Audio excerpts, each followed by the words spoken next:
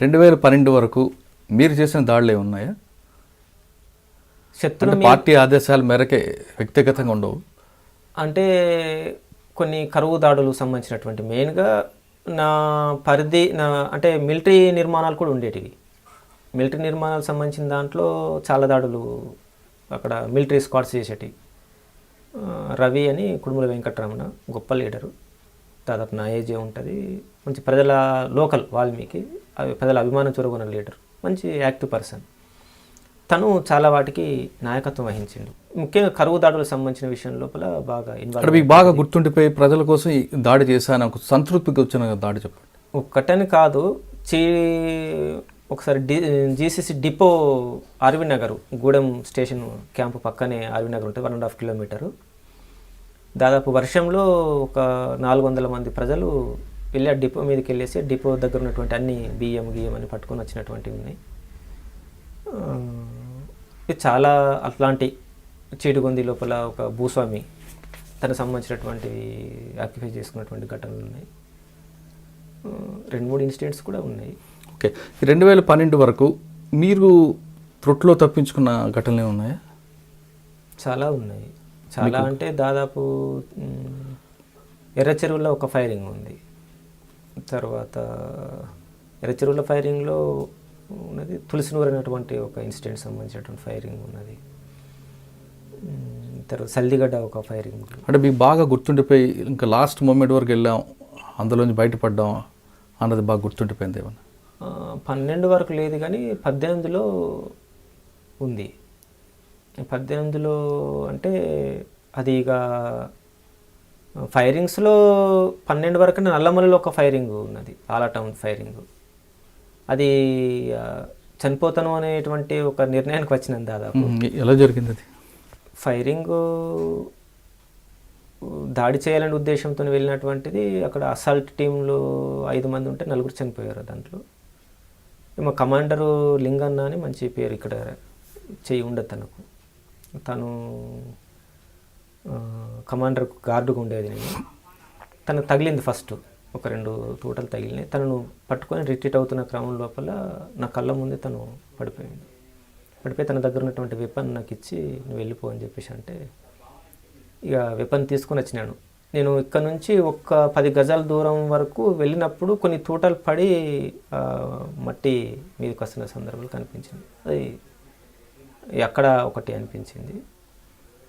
తర్వాత 18లో ఒక ఇన్సిడెంట్ సంబంధించి. 18 ఎలా జరిగింది? అప్పుడు ఒక ఇన్ఫర్మేషన్, కాంక్రీట్ ఇన్ఫర్మేషన్ ఆంధ్ర బలగాలకు ఒడిశా సంబంధించినటువంటిది, ముఖ్యంగా సాకేత్, ఉదయ్ ఇద్దరు ఉన్నారు అనేటువంటి ఇన్ఫర్మేషన్. దాని నుంచి పెద్ద ఎత్తున బలగాలు కటాఫ్లోకి ప్రవేశించినాయి. అయితే ప్రజల యొక్క పాత్ర గొప్పగా చెప్పుకోవాలి. ఇక్కడ రూడకోట అని మాకు జరిగిన ఇన్సిడెంట్కి అక్కడికి దాదాపు నడుచుకుంటూ వస్తే ఒక 2.5 గంటల 3 గంటల ప్రయాణం ఉంటుంది. అక్కడ స్టార్ట్ అయినటువంటి బలగాలకు దాటి కొంచెం ముందుకు వచ్చిన తర్వాత చీడిగొందని ఒక ఊరు ఉంటుంది, చీపురుగొంది అని. అక్కడ రాగానే అక్కడ ప్రజలు చూసినారు. చూసి వాళ్ళు బైక్ తీసుకొని లోపలికి వస్తున్నప్పుడు ఆపి వెనుకకి పంపినారు. వాళ్ళకి ఇక అలవ చేయనీయలేదు. అదే రాత్రి కొండ నుంచి ఎక్కిది ఇంకొక ఊరికి వచ్చి ఇన్ఫర్మేషన్ ఇచ్చినారు. వాళ్ళు ఇంకా మిగతా ఊర్లో చెప్పినారు. దాదాపు రాత్రి 12 గంటలు స్టార్ట్ అయినటువంటి ఇన్ఫర్మేషన్ ఇచ్చే క్రమము తెల్లవారు 6 గంటల వరకు ప్రయత్నాలు చేస్తూ ఉన్నారు. బైక్ల మీద వస్తే బైక్లు ఆపేస్తే ట్రాక్టర్ తీసుకుని వస్తున్నారు. ట్రాక్టర్ ఆపేస్తే ట్రాక్టర్ ట్రాలీ పట్టుకొని ఇసుక తీసుకోమనే పేరుతోని చివరికి వాళ్ళు ఏంటంటే చెప్పలేకపోయారు. ఇక వాళ్ళు పరిసర ప్రాంతాలకు వచ్చేసరికి ఏంటంటే దాదాపు ఆ ప్లేస్కి వచ్చేసి ఫైరింగ్ స్టార్ట్ అయింది. స్టార్ట్ అయినప్పుడు అక్కడ సెంట్రీ వాళ్ళే ఫస్ట్ ఫైర్ చేశారు. ఫైర్ చేసినప్పుడు కిందికి కొంచెం టీ చేస్తున్నారు, కాషన్స్ ఇవ్వడము, దాదాపు ఫైరింగ్స్ ఎక్కువ కొనసాగినాయి. లీడర్షిప్ ఉన్నారు. ఫస్ట్ జరిగిన ఫైరింగ్లో ఎవరికేం కాలే, అందరం రిట్రీట్ వెళ్ళిపోయినాం. వెంటనే కలుసుకున్నాం ఒక 1-2 గంటల లోపల. ముఖ్యంగా లీడర్షిప్ ఉన్నారనే దగ్గర నుంచి ఒక టీం ఆగి దెబ్బలాడడంతో ఏంటంటే ఒక ఇద్దరికి ఇంజురీ కూడా అయింది అనేటువంటిది ఉన్నది. అక్కడ నుంచి వెళ్ళి ఒక గంట దాటిన తర్వాత అప్పటికే ప్రజలు పెద్ద ఎత్తున లోపలికి వచ్చినారు ఫారెస్ట్లోకి. ఏంటంటే కటాఫ్లో ఉన్నటువంటి ప్రజల పరిస్థితి ఏందనుకున్నప్పుడు వాళ్ళు లోపలికి రావడంతోనే అన్నాలు వదిలిపెట్టేసి పందుల ఉచ్చులు పట్టుకొని అంబలి పట్టుకొని డబ్బాల లోపల అన్నం కట్టుకొని మేము ఎక్కడ ఫైరింగ్ అయింది విషయం విన్నారు, ఇవి ఎక్కడో వెళ్తుంటారు, వాళ్ళని పట్టుకోవాలనే ఉద్దేశంతో ప్రజలు లోపలికి రావడం అనేటువంటి స్టార్ట్ చేసినారు. మాకు వెంటనే ఒక టీం తగిలింది. వాళ్ళు తెచ్చిన అంబలి ఇచ్చినారు, డైరెక్షన్ ప్రకారం తీసుకెళ్తున్నారు వాళ్ళు. బయట టీమ్స్ కొన్ని ఉన్నాయి, మై వాకిటాల ద్వారా సమన్వయం నడుస్తుంది. ఇక్కడ ఎక్కడెక్కడ ఫోర్సెస్ ఉన్నాయి, వాళ్ళను ఇటు లోపలికి రాకుండా అడ్డుకునే రకంగా కొన్ని టీమ్స్, మిలీషియా టీమ్స్ ఎక్కడెక్కడ ఉన్నాయి, అన్ని ఏర్పాట్లు జరుగుతూ ఉన్నాయి. తప్పించుకోవడం కోసం వాళ్ళు ప్రయత్నాలు చేస్తున్నారు. దాదాపు ఇంత అంత పేషెంట్స్ ఉన్నారు అక్కడ. దాని నుంచి ఏంటంటే రాత్రి 7-6 స్టార్ట్ అవుతుంది, దిగుతున్నాం కొండ, దారి తప్పాం. దిగడానికి దాదాపు 1 గంట పైన పట్టింది. పేషెంట్స్ ఉన్నారు. ఇక మా ముందు నడుస్తున్న టైంలో లోపల ఉన్నటువంటి టీము కొండపైకి వస్తుంది అన్నట్టు. దాదాపు తారసపడ్డం దగ్గరే. ముందు ఊరు వాళ్ళ కుక్కలు మురిగినాయి. మురిగిన తర్వాత ఊరు అన్నలు డౌట్ పడ్డారు, అన్న ఏదో కుక్కలు అరుస్తున్నాయి అని చెప్పేసి అని. ముందు టీం మాదే నడుస్తుంది, ఎవరు అంటే కొంచెం డౌట్ వస్తుందన్న అని అన్నారు. అందరిని వెనకకు పొమ్మన్నాం, వెనకకు పోయి అది క్లియర్ చేయాలి.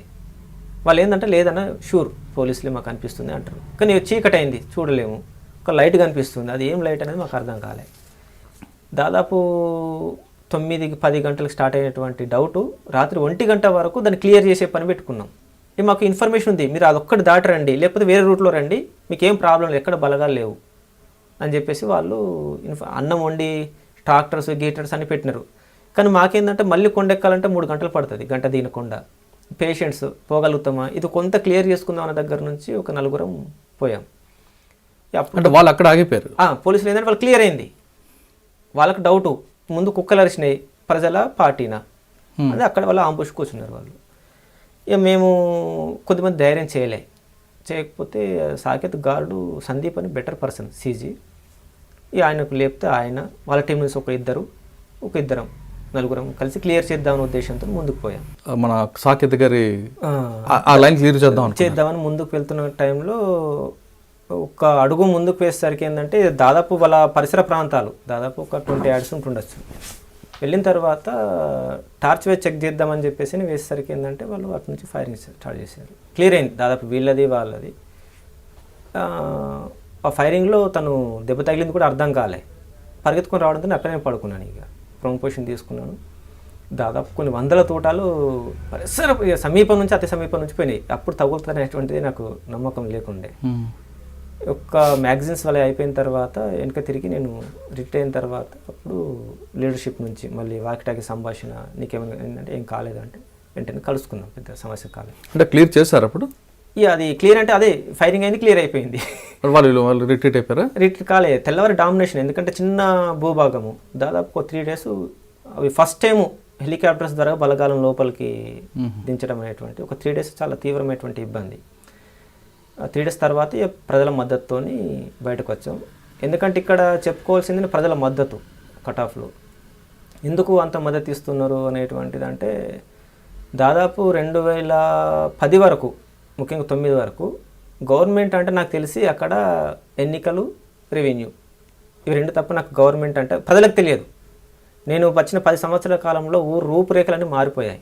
ఎందుకంటే అక్కడ నుంచి బాకూరు వెంకటరమణ ఫస్ట్ సర్వే చేసిర్తాను, తర్వాత లీడర్షిప్ నుంచి ఉదయ్ వాళ్ళు వెళ్ళి దాన్ని కొంత సర్వే ప్రాంతం చేసి తీర్చిదిద్దినటువంటి పరిస్థితి ఉన్నది. నేను బాధ్యతలు తీసుకున్నటువంటిది 17 తర్వాత. కానీ అంతవరకు చేసినటువంటి పార్టీ కృషి చాలా గొప్పది. దాదాపు ప్రతి గ్రామంలో భూ సంస్కరణ అమలైనాయి.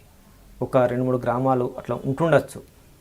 భూ సంస్కరణలు, భూ పంపిణీ, సంస్కరణలకు పంపిణీకి ఏందనుకున్నప్పుడు తేడా, ఆక్రమించుకున్న భూములు పంపిణీ చేసిన సందర్భాలు ఉన్నాయి, ప్రజలలో చర్చ పెట్టేసి చేసినటువంటి సందర్భాలు ఉన్నాయి. తర్వాత శ్రమ సహకారం అనేటువంటిది, తర్వాత విద్య, వైద్యం.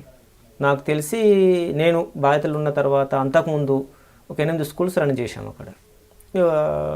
హాస్పిటల్స్ దాదాపు ఒక 7 హాస్పిటల్స్ రన్ అయినాయి గ్రామాల లోపలనే. అది ప్రజలకు బాగా అదైపోయింది. ఫస్ట్ టైం కరోనా సందర్భంగానైతే దాదాపు ఒక 100 క్వింటాల ఉప్పు పంపిణీ సంబంధించినటువంటిది. దాదాపు ఆ టైంలో నాకు తెలిసి కరోనా టైంలో ఒక్క మెడికల్ నర్సు కూడా రాలే లోపలికి. పైగా ప్రచారం ఏంటంటే మావోయిస్టులకు కరోనా వచ్చింది, మీరు వెళ్తే కరోనా అంటుకుంటుందనే పరిస్థితి. కానీ స్వచ్ఛందంగా దాదాపు మేము ఒక 70 మంది యూత్ను జమ చేసి ఒక 7 క్యాంపెయిన్ టీమ్స్ని తయారు చేసి దాదాపు 7 lakhs మెడిసిన్ డిస్ట్రిబ్యూషన్ జరిగినాం అన్నట్టు. అందరికీ విచిత్రం ఏంటంటే 100 క్వింటాల ఉప్పు ఎలా వచ్చింది, ఉప్పు సమస్యనా అంటే సమస్యనే. అక్కడ వాళ్ళ చర్చ పెట్టాం ప్రజల్లో, ఏంటి మీరు ఎదుర్కొన్న సమస్యలు ఇప్పుడు కరోనా టైంలో అంటే సోలు సామాలు ఉన్నాయి తినగలుగుతాం, ఉప్పు లేదు అదొక సమస్యనా అన్నారు. తర్వాత మెడిసిన్. నాకు తెలిసి కరోనాతో చనిపోయిన పీపుల్ ఒక్కరు లేరు, కానీ ఒక ఊర్లో 7 మంది చనిపోయారు. కోడిగొందని ఒక ఊర్లో చాలామంది చనిపోయారు మామూలు విరేచనాలు మలేరియాతోని. దాన్ని ఆలోచన చేసి మేము తెస్తామన్నారు పీపుల్, మేము సంపాదించుకొని రాగలుగుతాం, పార్టీ ఆర్థిక సాయం చేయగలిగితే మేము చేయగలుగుతామంటే కొద్దిమంది కాంట్రాక్టర్సు, తర్వాత పార్టీ నుంచి కేటాయించుకున్న డబ్బు, సహకారము అంటే తెప్పించడం కూడా సహకారమే. ఆ టైంలో రావడం అనేటువంటి లాంచ్ వాళ్ళు బాగా హెల్ప్ చేశారు. వాళ్ళు డబ్బులు ఇస్తే దాదాపు లోపల నుంచి చిత్రకొండ నుంచి లాంచ్ ద్వారా ఉప్పు వస్తే ఒక టీం ఏర్పడి, వికాస్ కమిటీ అనేటువంటిది ఒక టీం ఏర్పడి దాదాపు అన్ని గ్రామాలకు, ఆంధ్ర ఒడిశా ఆ కట్ ఆఫ్ రిలేషన్ ఉన్నటువంటి అన్ని గ్రామాలకు ఇంటికి ఫస్ట్ టైం 2 కేజీల చొప్పున ఉప్పు, అదొక దాదాపు ఒక టైం పీరియడ్ నడిచింది.